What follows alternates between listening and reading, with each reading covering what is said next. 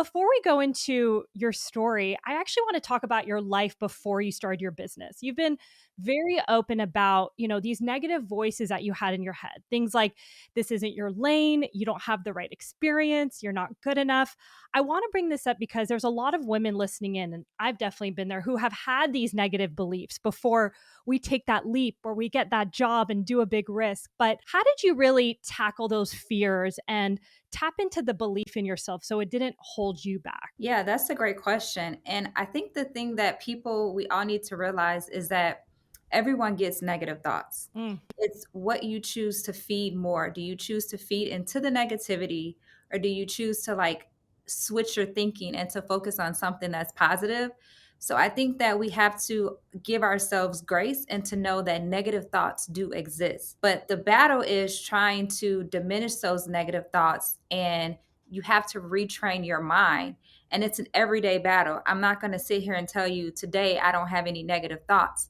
I do, but I choose to, when I get those thoughts, not to let it linger on in my mind. I have been very good with being self aware and knowing when those thoughts start to come and stopping them in its tracks. So as soon as you get that thought, you have to train your mind and say, oh, I'm not going to think like that. Let me focus on something else. And for me, it has been my faith in Mm. God, and reading Bible scriptures and the scriptures that tell me to not be afraid or to be anxious about anything. So I have to resort to what that scripture says. So even if I have a negative thought, I may not have something like from a personal level to focus on that's positive, so I'll just revert right to that scripture. And that's what has helped me channel those thoughts, but it is an everyday ongoing process. So I think that as humans, we have to give ourselves grace, and be mindful and just try different tactics on how to diminish those thoughts.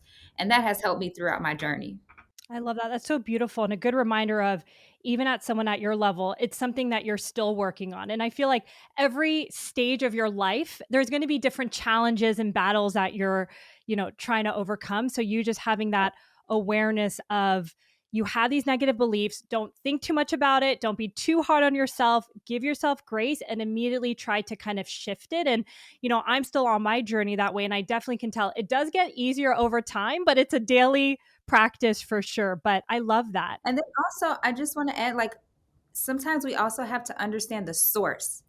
Like, Mm. what is the source of that negative thought? Is it because you've been on social media, and social media is like a up and down. This is 1 minute you can look at something, you can be motivated, and the next minute you can look at something that can make you True. very sad and cry. Mm. So also understand, what are you ingesting into your eyes and ears, because that is the gateway to your soul. So be mindful of the things that are in your environment that you're Mm. taking in that can stem the source of those negative thoughts as well. I love that. And I love that you bring up social media because sometimes we're not even aware of that. We'll be on social and then maybe 30 minutes later we have some weird negative belief, and you need to stop and reflect back, okay, why has my mood changed in the last 30 minutes? And I've been in that position where my husband has said, "Were you on social media?" And I was like, "You're right." So even though I'm not consciously wanting these beliefs, but it is still in the background of your subconscious and can kind of impact those thoughts. So I love that you brought that up. That's super powerful. So I'd love to now start from the early days of your upbringing. I'm just so inspired about the strong women that you had in your life, the role model your mom was, the impact your grandmother kind of had also on your upbringing. Can you kind of share more about your relationship with them and your upbringing? Yeah, so my upbringing was pretty decent. I didn't know any different. When you're not exposed to a different environment, you kind of think that what you're growing up in is pretty normal. So my mom, she was a very strong woman, and I credit her strength from her upbringing, from her mother. She didn't necessarily have a super close relationship with her mom. Her mom had like 7 kids, and during that time, it was really survival mode. So when you don't have the basic necessities of your needs being met, you're really not thinking about how you can care for the people that you're supposed to care for. So my grandmother, she struggled. She got divorced from my granddad when the kids were still young. And so she basically brought up 7 kids by herself. In that household, like love wasn't like shown. It wasn't like really affectionate. It was more very, she was very disciplinary, and, making sure that her kids knew how to survive. It Mhm. wasn't like a very nurturing type of environment. So because of that, I like my mom, she knew that when she had kids, she wanted to have a different relationship with her kids. Now, when we talk about generational cycles, Yeah. my mom also wasn't as like she didn't always tell us that she loved us, but we knew that she loved us, like without a doubt, because her actions always showed that she loved us, but it wasn't like verbalized in our household. It was more so like you really don't show your emotions. You really have to always be strong. And that's kind of like how she raised us. Like I can count on one hand how many times I've saw my mom cry, and that Mhm. was probably from the death of one of her siblings. Her most of her brothers have passed away now, but I really haven't seen her cry. So she's always been like this strong woman. She's always had this complex. In some ways it's good, but in some ways it's not good, because you know as a child, sometimes you need to have that emotional attachment to your parent. Mhm. And you have to know that it's okay to not always be strong, because sometimes, especially in the Black community, we take on that complex of being a strong woman and thinking that we have to be everyone's hero and everyone's savior. Mm. But you can't be a hero and savior to everyone if you're not fully taking care of yourself. You can't pour from an empty cup. So I think it teaches us to take on more than we can probably bear. And then we become overwhelmed, we become frustrated, and then we lose that nurturing ability to Mm. care for those that are around us. So I've been able to like really just recognize, obviously some of the things that I didn't want to pass down to my kids. And I'm pretty sure they see things that they don't want to pass down to their kids either. I think that's, always the cycle. But, you know, my mom, because she was so strong, she really instilled some very strong values and morals within me that, I'm very thankful for. Like the reason why I've turned out the way that I've turned out is because of the woman that she raised me to be. Like she's always raised me to be very disciplined, very Mhm. determined, like never give up, to keep pushing, to keep going. It wasn't necessarily encouraged for me to follow dreams per se, Sure. but she wanted me to have a career that was better than hers. And from what she knew, it was survival. So the best thing that she knew to teach me was go to school, go to college, get a degree. And Mhm. that was her way of teaching me stability and security. Following my dreams was not stability and security for her. But when you grow up and you become your own and you start realizing like I have to live life on my terms and not my mom's turn, still keeping those same values, but I really want to live life on my own terms and follow my own dreams. And the reason why I've been able to build this successful company is because of that discipline and determination that I was taught growing up as a child. I have so many questions there. It's so powerful. And what a influence your mother had on you. You mentioned that, growing up, she wanted the best for you, right? She wanted you to get an education, a stable job. Like this sounds very familiar even in my life. But even though she didn't want you to pursue your dreams outside of maybe like nursing school or something a little bit more predictable, I feel like you still had it in you to dabble and try different things and dreams. So I'm just curious because if I'm understanding this correctly, before you even went to nursing school, I'm fast forwarding a bit, you kind of dabbled in so many different ways of making money. So can you maybe talk more about that phase in your life? Because it's interesting kind of hearing your mom's perspective, but you still were trying different things and kind of going against the grain. Yeah, no, and the thing is, like, I've always valued and respected my mom's, opinions and her thoughts. But because she's also raised me to be a strong woman, Yeah. I also have my own strong opinions, and I kind of walk to the beat of my own drum, because she always instilled in me, be a leader, not a Yeah. follower. So if you instill in me to be a leader, like some things that you tell me, I'm probably not gonna all the way listen to. Yeah. And having that bug, that entrepreneurial bug, was something that I've always had in me. Like being, I would call, a calculated risk taker, has been something that was always inside of me because of that. Be a leader. That was Mhm. always preached to me. And Mhm. so when I became a nurse, no, even before I became a nurse, like I would branch off and try to start a lot of different, business ventures. I fell victim to the direct sale industry. I Mm. first started off with like Mary Kay, went from Mary Kay to Avon to Scentsy candles. pretty much any direct sales that said that, oh, you can join for $100 and you'll become a millionaire overnight. I thought that was true, and that's what I bought into. But really, I mean, I was like 19, 20, so I really didn't understand. It's easy to be sold within that dream when you're at the very ripe age of 19. But when I look back, I was really trying to discover who I was and trying to discover and bring this gift and this passion to life. But because I didn't have any examples of what that looked like, Mhm. this was the route that I thought, would give me that freedom that I wanted to get out of like the medical field that my mom had pushed me into. It's amazing how you were just saying you didn't see other examples. Like there was no woman who looked like you who was running a product business that you could have channeled that energy to, which is why I'm just so passionate about this podcast because you get inspired by seeing other women that are like you to go after your dreams. I mean, it's been a big inspiration even on my own journey. So I'm curious, you did end up going down the path of nursing. You were there for a good amount of time. You didn't love it, but you've kind of talked about maybe some skill sets that you still kind of have taken on from that experience. So it wasn't all bad. You still learned a lot. So maybe you can kind of talk through, maybe some of the characteristics or traits that you built during your time there.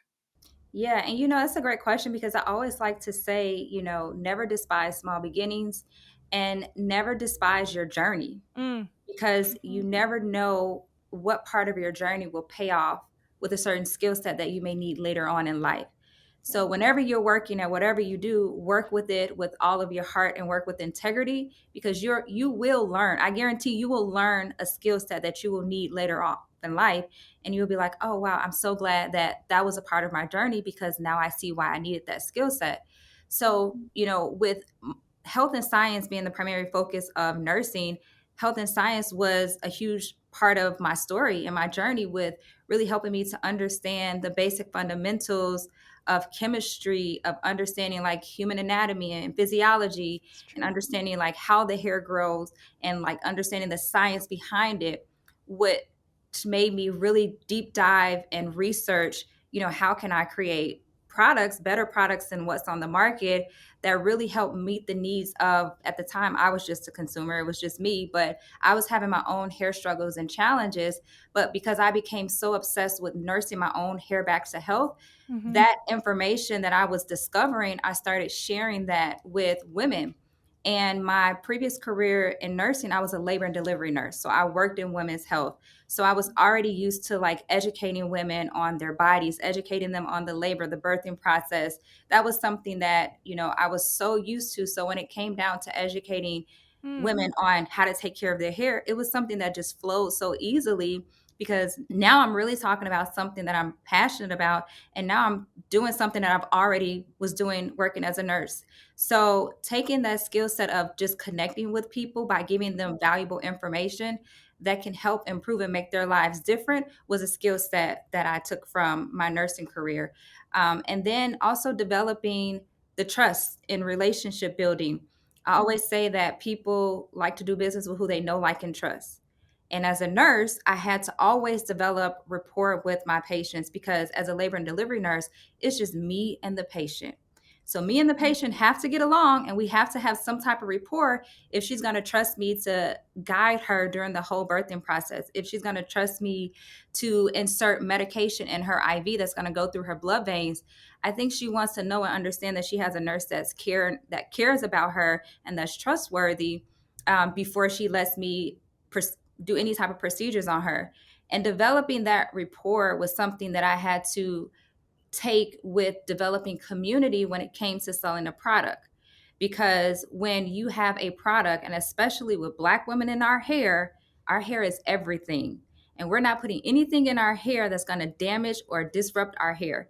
And so for me, I knew that, and I knew that I had to really develop that relationship with the women that I was sharing this content with, for them to be able to trust that once they bought a product from me, that it wasn't going to make their hair fall out. It wasn't going to go bad in their hair. Or if we did have issues, they were going to trust that I still operated with integrity and I would replace anything that, had an issue or whatever. And that was also a skill set that I learned from working as a nurse. So many different skill sets. I can go on and on and on, but those were, I think, two of the key important things that really help catapult the career. I love your answers. And I love the fact that you're like, I could go on and on and on, because if there's anyone listening in right now who despises their job, there's still so many things that you can take away from it. Like you said, if you show up every day, that you do your best that you can, you never know how certain skill sets can kind of help you in that business you've always wanted. So the fact that you were able to pull so many things from nursing to help you build that brand reputation, trust with consumers, which is huge for any business, is really, really awesome. And one thing that you mentioned in another interview, which I just thought was so fascinating, is you also said you aren't a natural salesperson and you're actually quite introverted. So, I'm sure, did nursing kind of help you get out of your comfort zone? Or maybe you can talk more about that, because a lot of people think if they're introverted, maybe they're not set up to be an entrepreneur and be that person they see, others be on Instagram or on commercials or whatnot. Yeah. So I feel that I am naturally, like, my safe space is the introverted side of me. I have forced myself to be extroverted. And yes, when I worked as a nurse, I worked with all different walks of life. I worked with many different personalities. And you have to think about, like, when you are having a baby, it's not the most comfortable thing to do. Like, you're in there screaming, yelling, and guess who has to be the brunt of all of that screaming and yelling? Me, the nurse. Yeah. So, I had to, like, really learn how to maneuver and manage a lot of different personalities, throughout my career. And that has forced me to come out of my comfort zone and to not be afraid to talk to people, to not be afraid to approach them. But I still feel like I am a horrible salesperson. But when I'm talking about something that I love and that I'm passionate about, I think that that shows. And honestly, that's what I want to sell. I want to sell something that I love and that I'm passionate about. And that was one of the differences that I learned when I look back over my journey with selling Mary Kay, Avon, Scentsy candles. I was a horrible salesperson because I really wasn't passionate about what I was doing. Like, I was really just chasing money and just trying to, like, leave my nursing career. And that was the wrong mentality to have. And when you are chasing money, it's not sustainable. You really have to chase purpose and vision. And so once I really truly tapped into my purpose and my vision and what I was called to do, me talking about hair products, even though it may sound like I'm selling, I'm really passionate about what I'm doing. And that in turn sells the product.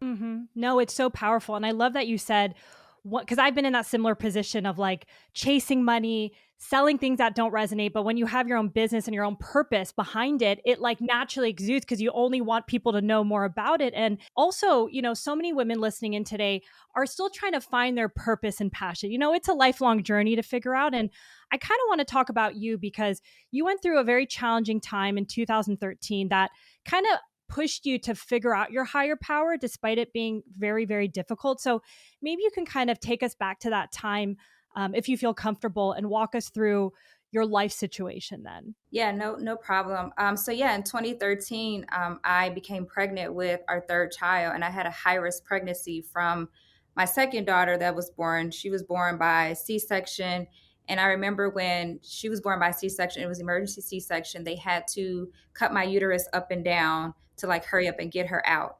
And so, when your uterus is cut up and down, vertical on the uterus, that puts you at risk for any subsequent pregnancy that you have after that for a uterine rupture, because when the uterus contracts, it contracts from the top down, and the incision is the weakest at the top. And so, unfortunately, I did end up having contractions going into preterm labor, and it caused me to have a uterine rupture with my son in 2013. And unfortunately, he passed away from complications of that pregnancy. And I mean, obviously, as you can imagine, it was true. It was devastating. Like, my whole world was completely turned upside down. It was so unexpected. But I say that my son, even though he was here for a very short time in this life, like, he's done so much with helping me develop my relationship with God, my family, and really just giving me the courage, to step out on faith. Because when tragic life situations like that happen to you, it causes you to really reevaluate your life. And knowing that having that delivery also was very risky for my life as well. I'm like, I have to live life on my terms and really do things that are fulfilling and make me, because you have like a totally different perspective on life when things like that happen. And my son allowed me to truly get to know myself and to be more self aware, get to know God, and truly understand what my purpose was and to tap into that purpose.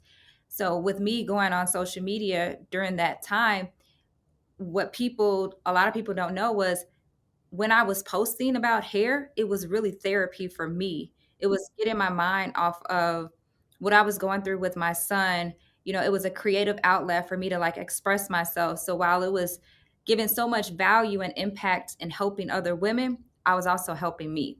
And that's what got me through that, because it was like um, a distraction, so to say the least. But that distraction was more purposeful, because as you think about the company that you see today, it's not just about shampoos and conditioners. It's truly about community. It's truly about impacting. And I like to say what I do is kingdom ministry. Like marketplace ministry is another word for it, because I'm very vocal about my faith. I'm very vocal about my belief in God.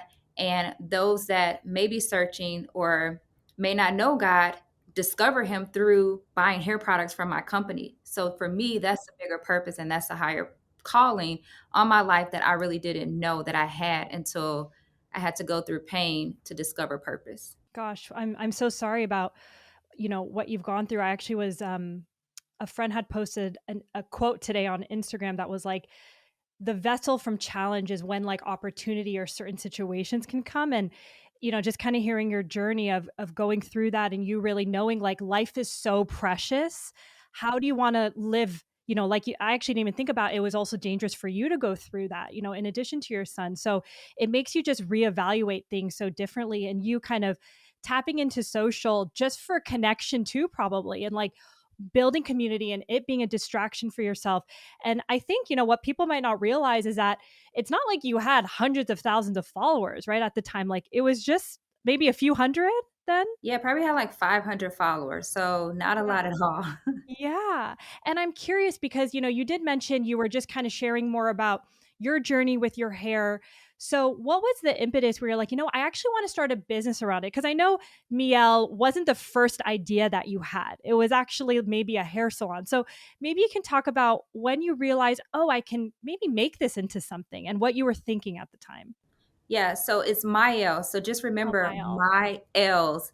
It's named after my daughters. That's right. No, Mielle's. Yes. Mielle's. There you go. So yeah, the impetus behind like me actually starting was, so my initial idea was to create the hair salon, which is what you talked about, because as I mentioned, I was facing my own hair challenges, and I discovered that like doing my hair and getting myself together, like it makes you feel good. It made me feel really good, and I'm like, I Yeah. want other women to have this same type of feeling when they come into the presence of like getting their hair done. And so my thought was, okay, I want to put together like a beauty salon, but I want to create my own products within this salon. So when women come in, they can get their hair done. They can use these homemade. At that time, I thought they were the homemade concoctions that I was making, and they're going to have the best experience, and they're going to come out looking and feeling even better. And so the whole thing for me was like, how do I empower my community to have the ultimate confidence when they experience at the time, like my brand? It wasn't a name at that time. And so I went to this branding workshop, and it was by a celebrity hairstylist at the time. She was doing these branding workshops as a tour. And she, at the end of the workshop, she asked like if anyone had any further questions. So I walked up to her at the end and told her my idea of what I was looking to do and wanted her advice. And I'm so glad she gave me this advice, because most people would be like, oh, she was giving you this advice because she was hating. But she really told me, like, I think what you're trying to do is amazing, but I don't think you should go the salon route, because, you're a nurse, you really don't have experience in the hair care industry. You may not have the respect from, Mm. the stylist there, because that's a whole, another story in itself. And it's going to cause you more stress if you do the salon route. And so I took her advice and I really considered it. And at that time, because I knew I was more introverted, I'm a lot better now. But I'm like, I don't know if I want to deal with people like and deal All with day. their attitudes and deal with stylists. So I'm like, I don't know if the salon route is the best route for me because I don't want to be more stressed than I am. So I went back to just making products and just talking about the products on social media. And then women started asking, can they buy the mixtures that I was making? And that was when I had the light bulb moment. And I told my husband, I said, well, maybe I'm not going to go the salon route. I'm just going to try to figure out how to just market and sell this product and create a website. And that way they can still experience the brand, still use the products, have that feeling of like, I look good, I feel good, and I'm still being impactful, but just without the brick and mortar, that type of responsibility. And also, when you don't have a lot of money and you can't figure out how to get a brick and mortar off the ground, creating a product, just a product by itself sounds a lot more cost efficient than opening up a hair salon. So that's the route that I took. And I found a chemist that was up and coming in the Chicago area. I mean, I did get a lot of no's before partnering with this chemist, but they were willing to help me and they worked with me. I started a website. I did not have a business plan. I had a Excel checklist of things that I needed to do in order to start. And that was what I used to start my company. And it just took off from the day that we launched, May 23rd, with one product, one bottle of oil. Oh my gosh. Well, there's so many things before we go into that I want to just highlight. I love the fact that, you're still working in nursing at this time. So mind you, like you going to this workshop, you thinking about maybe doing a salon, like you still have a full-time job. So I just want to call that out because you're dreaming, you still needed that income for you and your family, and you couldn't just get up and leave and just start something. So I just have so much respect for you doing that. And also the fact that you were putting yourself in situations like going to this workshop, right? That one opportunity of you meeting that stylist who gave you that advice completely changed or maybe saved you a few years of pain to, not doing that salon. So again, like a good reminder of put yourself out there, go up and speak to the teacher, whoever is doing the workshop with your questions, you being uncomfortable, which I know you do such a good job with. And then actually, let's talk about how you funded it, right? You were still working, but how much money were you putting in to get the website up and then like do that first purchase order? Because I'm sure it wasn't a big run that in that first order that you did. Yeah, so funny story. So I like to tell this joke because when I was younger, my mom, she would take us shopping like for school clothes and she would put things on layaway because she Mhm. couldn't afford to get all of our clothes to go to school. So she would just, go to TJ Maxx and put it on layaway. So I say, like, when I started my company, I had this Excel checklist that had, okay, website design, let's say it was $500, graphic design, let's say it was $200. So I had everything listed out with the cost that was associated with it. So I like to say that my business was also on layaway because I did not have like a lump sum to pay for everything all at once. So it was like every time that me and my husband we got paid, which was every 2 weeks, and we would take money from our paychecks and pay down on whatever we needed to pay for that week. Which let's say if it was the inventory, we would pay a down payment on that and then we will make a negotiation with the manufacturer and say, okay, can we have payment terms and we'll pay you the remaining, when it's ready to ship or whatever the terms were, but that would be according to our next paycheck. So we would kind of just work and operate from, the times that we got paid all the way up until the day that it was time to launch. So we started this process maybe a couple of months before. So we made sure that we had gathered all the necessary items that we needed to start for launch. And then once we launched, we had about 100 bottles worth of inventory, like give or take. I'm not sure the exact number, but it was around that number. And the day that we launched, so I thought that these bottles were going to last at least a few months because I'm like, Yeah. okay, we got all our inventory, we've invested this money, and we should be good. Like it's going to last us a couple of months. All of the bottles sold out the first day that Oh we my launched gosh. to the point where we were like, okay, now we're scratching our heads trying to figure out how are we going to pay for more inventory because now we don't get paid and now we have to wait for the lead time to, replenish the stock.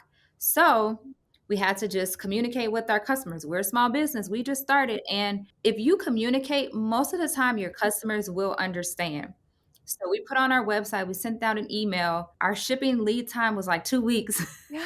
Because that allowed us to re up some money to Mhm. pay for the inventory to replenish, to ship to us. and then we can start fulfilling orders. So we have very long shipping times Mhm. in the very beginning. And I know it was very frustrating for our customers, but I'm so thankful for those customers because they worked with us and they're the reason why, we're here today. Because if those customers, fell off or didn't come back to purchase, because we also had a great product. So that's Yeah, another I'm thing. You have sure. to have a great product because no matter how much marketing, no matter how much explaining you do, if your product sucks, they're not going to come back.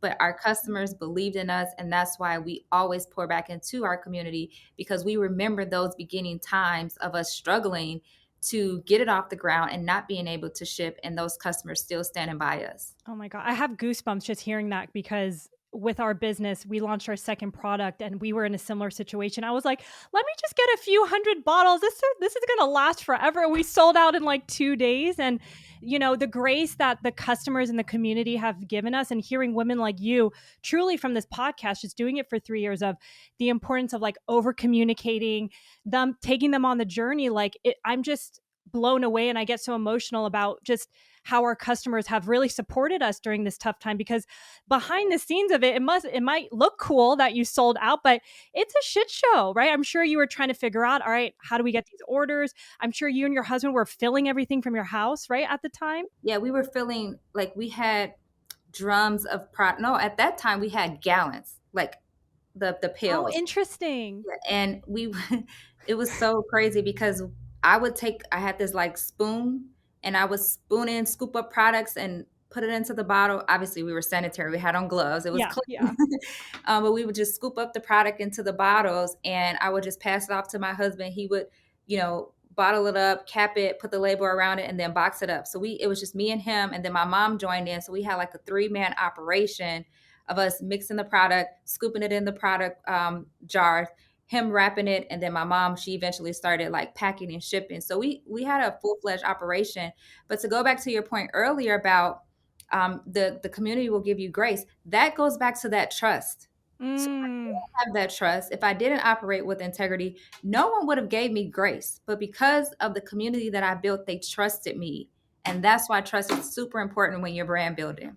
Mm, I love that. And clearly you were fostering this community before the launch, but do you think there's anything else that really helped you propel when it came to launch date and sell out even faster than you expected? Honestly, I think that it was the community that I built that really helped, the launch date super successful, because of course I had friends and family, people that knew me that purchased and bought. But it was the anticipation that I built up from, you said this earlier, taking people on the journey with me. So everything that I did from the time that I was meeting with manufacturers, I would take pictures and show those pictures to my community. And I would also like show different product selections and allow my community to pick and say, "Hey, you guys, I'm at the manufacturer today. Which sample looks good to you?" Or, I would ask for their opinions and their thoughts. So it kind of felt like they were helping to build the brand with me. So when I was able to launch, they were excited because they felt like they were a part of the process. So I think it's extremely important to take people along the process with you because they feel more connected and engaged, and they support in turn. I love that. No, that's a good reminder. And at what point did you decide to leave? Because you were still had your nursing job. So when were you like, all right, I got to quit and focus fully on Mielle? Yeah, so the day that I said I have to quit was the second day. But I Really? didn't quit that day. But I knew in my spirit, I'm like, I will Yes. not be able to continue working as a nurse, because at that time my career shifted from being labor and delivery to now I was a home health nurse. So this was me going into patients' homes Mhm. and doing procedures and care on them. So that's really a lot more riskier, because it's more hands-on and it's just you and the patient, and there is no room for error. And Mhm. so Yeah. I knew how important my job was as a nurse, and I didn't want to continue to like sacrifice patient care because my brain was over here and I was seeing patients. Yeah. And that's not a job where your brain needs to be over here. So I had to realize that, I'm not, something has to give at this point once I had started getting into it and really started to see the growth. But the day one, when we took off and we sold out, I told my husband, I'm like, I'm going to quit my job. And he's like, "You're not going to quit your job. Like, Really? we just started. Like, let's see how this goes." And he knew how hard I worked to become a nurse. So he was really like, "You're not going to quit your job." And I said, "Oh, yes, I am." So I went and I typed up my resignation letter, and I dated my resignation letter for November. So this was like May when we started. I dated my resignation letter for November, and I went back and I gave it to my husband. I was like, "See, I got my resignation letter." He's like, "I know you're not about to turn that in." I'm like, "No, no, no, chill out." I dated it for November. See the dates here. I signed it. So when November comes, I'm going to turn in this resignation letter. And he was just like, blowing me off. Not really. He's like, "Okay, whatever. If that's what you say." But I believe in writing the vision and making it plain. I believe that you have to see it, that because that tells your brain that you have something to work towards, and you have to be able to manifest like what you want to become a reality. You have to pray on that. And so I looked at that resignation letter every single day. I hung it in my closet, and fortunately I was able to leave my job in October, and it was dated for November. So I was like 1 month shy of my goal, but I was still able to leave because I knew like at that point it was time for me I had to let something go because the company was just starting to really accelerate. So powerful. I did not know that story of you writing your resignation letter and putting the date. And I love, whether you want to call it manifesting, putting your visions out there so you can truly feel it. So when did you create that resignation letter, like in your journey? When was that? In May, like, Oh, in May, right when yeah, you launched. right when I launched. I see. Got it. So, do you have any other examples, whether it's in your life now or even in the early days where you kind of put that vision out there for yourself? So, maybe it was, you launch your first product, but like the next phase of the company. Like, I would love to hear maybe stories around that because it really resonates with me. Yeah, literally, I can give you so many stories of things that I put out in the atmosphere and things that I have wrote down, whether it's a vision board or I wrote it in my journey, that has happened. So I am a huge advocate of whatever you want, do a vision board, look at it every day, write it down, look at it every day, and pray on that. And if it's according to God's will, it will manifest. Literally, from being into Sally's, that was on my vision board. I mean, I can go into so many things. Sally's was on my vision board. Target was on my vision board. The deal that we did with Berkshire Partners was on my vision board. The amount that we received from Berkshire Partners was on my vision board. The acquisition with P&G was on my vision board before we even knew that we were going to go into a process. That's how powerful we like, and I know we'll probably get to that, but before we went into process, I met the lead M&A guy at P&G in, let's say, April of, it was spring, I believe, of 22. I want to say spring of 22. We were not yet into a process. And I knew that once I met him, I had not gone to tour P&G's facility, nothing. I went back home and I wrote in my journal that Mielle will be acquired by P&G. And then, of course, we met with several other people once we started the process, but they were the ones that we partner with. So that's why I said I have so many different just divine alignments that I can tell you about that has came to life because I wrote it down. Literally, the house that I live in, I wrote it down. I put a picture up, like it's everything. Yes. Wait, I love this. People call it sometimes an action board instead of vision board because it's like you want to take an action on it and for it to come to life. But literally, I'm going to be doing this once we're done with this podcast. I'm going to prioritize it. So walk me through it. So do you do this vision board like, for example, once a year, and every night you have a journal where you kind of walk through your wishes and goals, or what does it look like for your life Yeah, so I used to do vision boards every year. every year? I did one this year, but I'm more so now I'm into like journaling and writing it down. Okay. So I don't have a specific time frame on how I journal. It Mhm. literally comes to me. When it comes to me, when it hits me, I go sit in my closet and I write it down because I feel like that is when God speaks to me. Oh, I love that. So it's no specific time frame. It may be morning, it may be night. It's literally when it comes to me. And I do want to like really emphasize like your vision board, action board, your journaling is not like a wish list. Like you really have to put the work behind it. You have to have the faith that it will happen, but you also have to work towards making it happen. And so everything that I have also wrote down, I've also put the work behind it. So I didn't just write it down and say, oh, I wish that this will happen. Like, God, please make it happen. It's like, no, God, show me the steps, lead me in the right direction. Give me the tools, give me the resources that I need to make this happen, because I trust that it will happen. But I know that I am partners with you. So you have to supply me with all the resources that I need to make it happen, because clearly the vision came from you.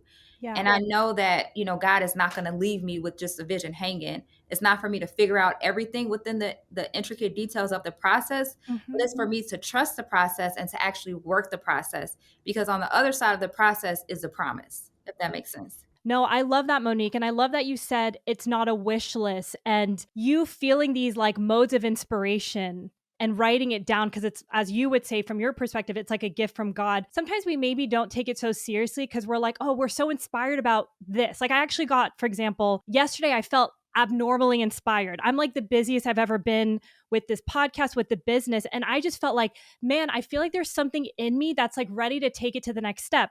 That's not a normal thought because I'm already so busy, but you just saying like it's a message.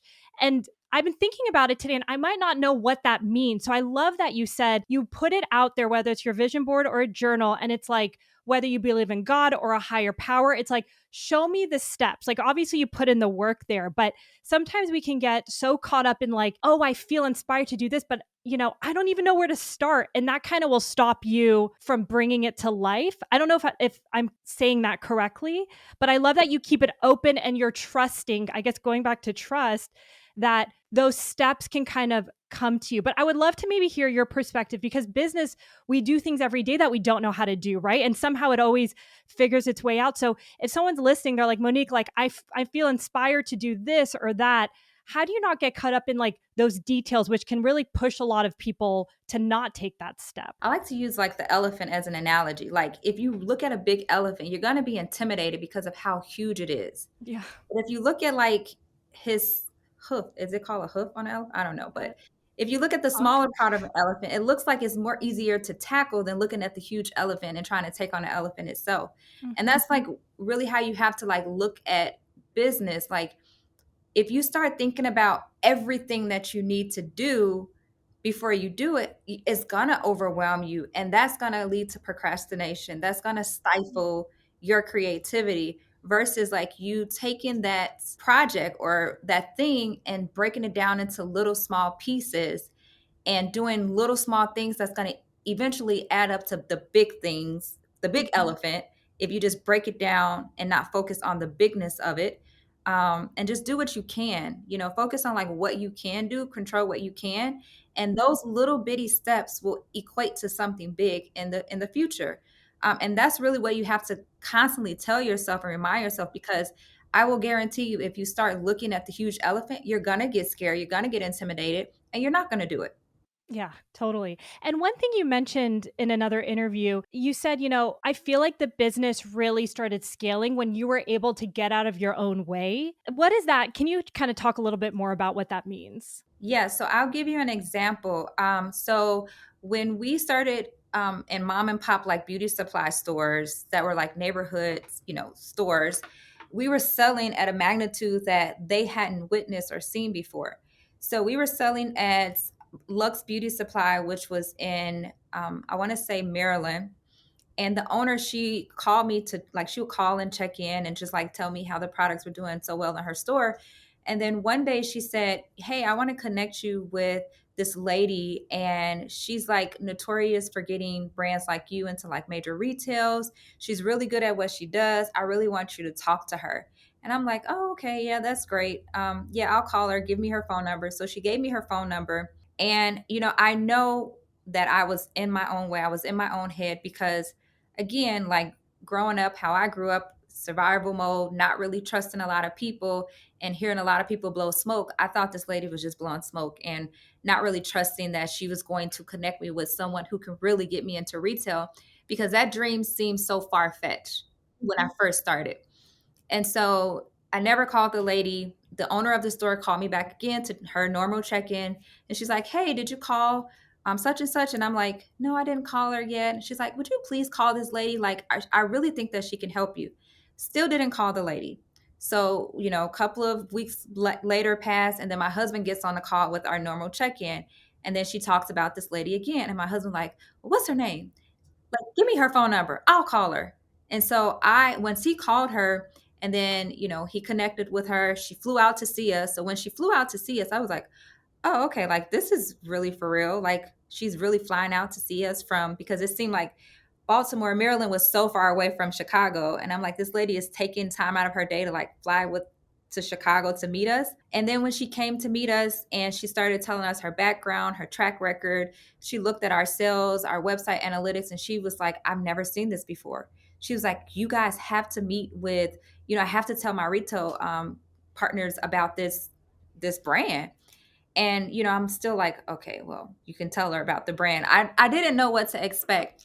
But once she was really able to make stuff happen, I knew that I could have prevented this opportunity because my own mental thinking and not allowing, someone that was truly a blessing to my life. And that's why I always tell people like it's okay to, have discernment, to be guarded to some extent, but to not be so guarded where you potentially miss out on people that can truly be a blessing to you because of your own mindset and limitations. So that situation really taught me to like get out of my own way, try to learn to trust people until they give you a reason not to trust them. But that's still a struggle for me today. So I'm a work in progress, but that was a huge learning lesson for me. No, incredible. And always appreciate like the self reflection. I feel like the most successful people in business are the ones that are more self aware, and like every situation you're reflecting back on yourself and you're trying to be a better version. So I love that that's even still something you're working through. So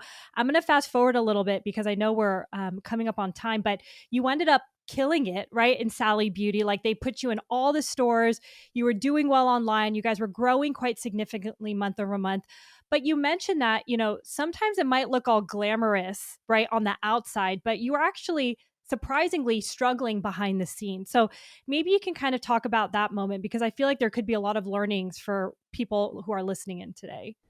Yeah, so the moment you're speaking of is in 2018. Like our company experienced some financial struggles. On the outside, the company was growing exceptionally well. Like, we were disrupting the industry, we were killing it in Sally's, all of our retail partners. The brand was phenomenal.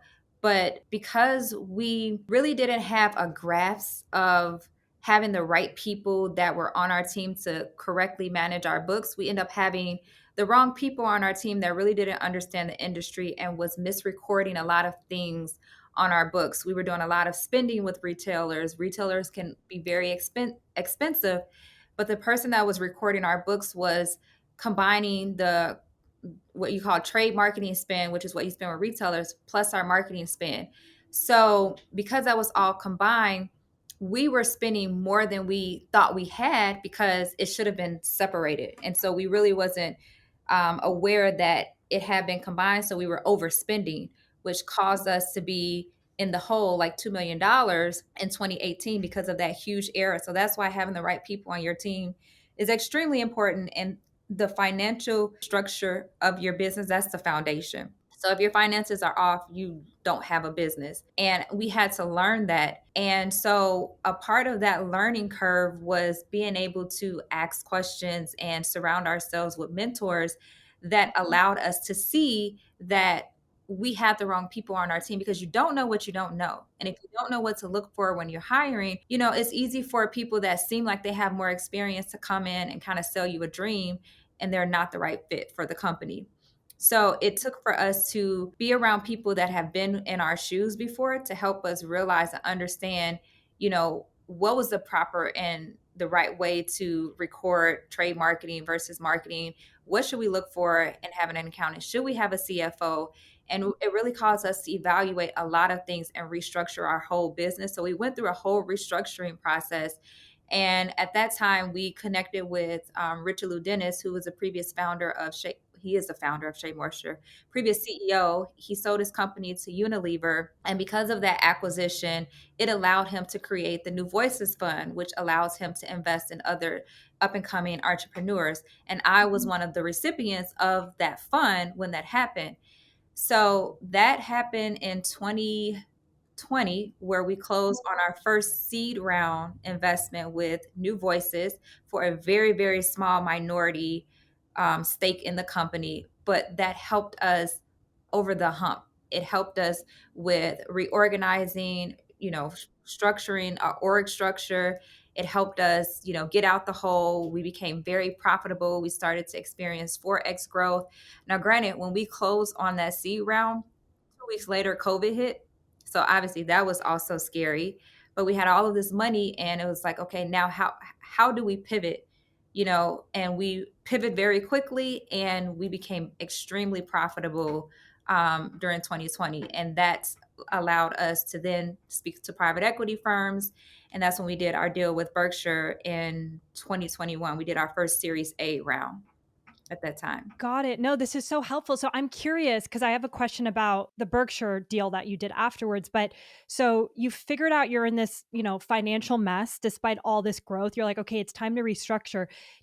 How long did that restructuring take? Was it before you got your first check or was it in tandem with that? So the restructuring happened before. It was kind of like in tandem with our New Voices deal, but we were already like in the process of restructuring before we partnered with them. So when we did finally officially partner with New Voices, it was kind of towards the end of our restructuring phase. Got it, got it. And then so you were doing so well, you guys were profitable, you're growing 4 times, like you're out of the mess. What was a motivation for you then to bring in private equity and align with like a Berkshire? Yeah, that's a great question, because when you're in a mess, you learn a lot of lessons during that mess. And you remember a lot of key things that people say to you that are words of wisdom during that mess. And we had a CFO that came on to help us get out of that mess. Okay. And I remember when we were doing the restructuring and we were trying to get money, for extending our line of credit, and the banks were giving us a very, very hard time. And he said that the best time to raise money is when you don't need money. And Mhm. that always stuck with me, because I knew how hard it was to raise money when we really needed it. So when I didn't need the money because the company was so profitable, I said, I'm going to take his advice, his nugget that he gave me. And I think that it's time to raise and go for another round, because now that means we have leverage, and now that means we're able to dictate the terms and negotiate what we want on our behalf, because we know that we have created something amazing and great. We know we have a lot of profitability, great EBITDA, all of those good things, great momentum. So now, because we know that people want to be a part of something so spectacular as such as what we built, that gives us the leverage to say, this is what we want. This is the goal of what we want to aspire to do. How can you help us accelerate, grow our company to the levels and the capacity that we want to grow it? But we don't want to give you majority ownership. We still want to maintain and grow and be the captain of our ship. But we were able to do that because we had that type of leverage, because of what that CFO told us when we were in the mess. Yes. No, that's good advice to raise money when you don't necessarily need it. And it looked like you also were trying to find a partner to kind of help you guys get to that next level. So it wasn't just money, right? It was connections, advisory, probably. It wasn't about the money at all, because we didn't need the money. The company was very profitable. It was, how can we leverage your access? How can we leverage your resources, your expertise, your proven track record of taking companies from X to Y and Z? We want to do that same thing. So how can you help us accomplish and really realize the full potential of our brand? That's what we needed partners for. I love that. I love the way you guys did that. And you ended up, I guess it was on your vision board. So you get that money with Berkshire. You guys are in a different phase of your life. Was this when you started writing down like P&G potentially acquiring you guys? Or yeah, tell me more about the timeline and then when that actually, like how that actually came to life. Yeah, my goal, once we did the deal with Berkshire, I believe I had a 3-year goal of, being able to partner with the strategic like a P&G. So my goal was 3 years. We ended up slashing that goal, and we were able to partner 18 months later. Wow. Yeah, And was so this your goal as well as a private equity you brought in, or you always knew like at some point I'm ready to bring in that strategic partner? when we first met with the private equity firms, we always vocalized that was our ultimate goal. So they knew going in that we would accomplish this goal together, right? And we all like had the same type of timing in mind, because we realistically, when you think about it, private equity comes on, you guys got to like get to know each other. There's a lot of structuring, bringing on personnel people to like help grow and accelerate the company, really forming like the infrastructure of the company. So that takes time. And so we had really like a 3-year plan of like the timing that it would take to really help develop the company, get the infrastructure in order so we can have these conversations, with strategic partners. But the company was getting a lot of requests and wanting to partner, and we decided collectively coming together, after I think it was about a year of us being partners, that it was time to explore and have conversations with strategics just to kind of like see what the interest is, to see if we would get the value that we wanted. It was just like testing the water, so it was kind of like just like, let's see what happens. And then once we were able to like see that the waters were pretty blue and clear, that we wanted to go forward with, the next step and like really going into a process. So I wrote down my 3-year goal of partnering with the strategic. I had wrote down the value that I wanted, everything. I wrote it down. And we were pretty close to what I wrote down. And like I said, we did not go all the way 3 years. We did it in 18 months, which is a huge, huge success. Huge success. And when you wrote down that goal for yourself, like the valuation, within 3 years in your journal, would you refer back to that? Was that on like your vision board that you would see every day, or where did that live? Yeah, so I have this journal in my closet. Like my closet is like my safe haven. It's like my space where like I can just really like get all my thoughts out and really just pray and like meditate. Like that's that area. So I write things down, and every now and then, let's say again, it just comes to me. It can be 2 months later, it can be 6 months later. I'll go back and reread everything that I wrote down. And, I actually just did it last week, and it was another situation that was going on.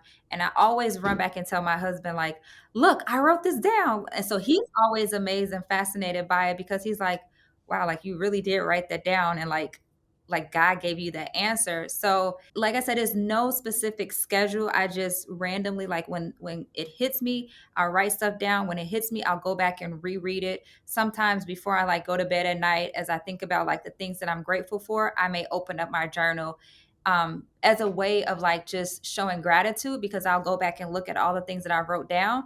And I'll look at it and look at what I've accomplished, and just really just bask in that gratitude of like how grateful I am, for all the things that I've accomplished that I wrote down. I love that gratitude piece, because I feel like in whatever stage you are in business, and I'm sure you can talk more about this than me since I'm still only 2.5 years in my journey, like there's so many challenges that if you don't stop and reflect and sit in that gratitude, it just could feel very tough. And then you forget why you're doing what you're doing. Like there's no normal person that starts a business because it's tough. Like it's difficult. So it's that mindset, which I feel like you've really mastered, that makes it fulfilling for you, that reminds you of why you're doing what you're doing. So I love that. It's even a good reminder for me. I have a gratitude journal at night, but like to really reflect on it versus just writing, I think is important. Oh yeah, it's so important, and it's so important for your mental health and well being. So I always just tell people, like, if you feel anxious, if you feel like any feelings that you're going through, just please like write it down, get it out of your head, however you're feeling. And I always tell people like pray on it, and you will feel so much better once it's out versus like keeping it in. I love that. I'm going to do that for sure. And, I guess my last question, you did this, your vision came to life. You sold the business in 18 months, which is incredible. Like, what did that feeling feel for you? We've had a lot of women, for example, on the podcast who have sold their business, and they weirdly, they're so happy about it and they feel gratitude, but they felt like their baby was kind of gone. And some of them actually went through depression of, afterwards. But how did your life change when that moment came? Because it's something that, I'm sure you've been thinking about for years and years. So that's a big, big moment. Yeah, it's a huge moment, but I would say, like, honestly, nothing has really changed. Like, I have more access, which is, why you do things like that. You have It's not about the money for me, because clearly, like when I did the Berkshire deal, I could have went off in the sunset and not look back. But what I do is so purposeful. And my husband and I, we are still leading the company. On board still as, like, I didn't step down as CEO. My husband didn't step down as CEO, and that is by choice. We chose to still continue to lead the vision for the company. We chose to still continue pushing the vision forward. And I don't feel like, I've given my baby to someone to let them babysit and raise my child. Like, I don't feel that way, because one of the things that we were very adamant of negotiating with P&G when we did this deal was that nothing should change. We will still stay on board. We are still going to continue to push this company forward. The DNA of the brand, the heart and soul of the brand, we cannot sacrifice that. You guys can't come in and change anything, because that is who we are as a brand. If you want to, acquire Mielle has to remain and stay the same. And we were able to do that because that's what we negotiated. And they've been great partners. They have, stayed true to their word. They are a great company. And it has been very great to be partners with them. And I don't feel depressed at all. I actually feel like I have the help that I wanted and I needed. And I really feel like they are here to help me really take this company globally and to be a global household beauty brand, not just focus on hair care, but how do we focus on overall beauty and being a destination brand for women when they think about all things beauty related. And that is the goal of what I wanted to accomplish and achieve. So I feel more than anything that they have come on board to like help me and help alleviate a lot of the things that we were struggling with. It's like, and we tell our staff this all the time, like, help is here. And now we can really realize our true dreams. And for me, it's been great. So I think it's been a great partnership. I love it. Well, the fact that you and your husband are still actively involved and you negotiated that nothing will change and it's just more of the support and the right partner. So that is incredible. And like how cool to feel like you have that support. Of obviously all founders do, but to really have that, strategic partner with you to kind of help guide you. But Monique, this is amazing. I could have talked to you for many, many hours, but so inspired by you. Can't wait to see what you guys are going to do next. And thank you so much for being with us today. Thank you so much for having me. This was fun. I enjoyed it.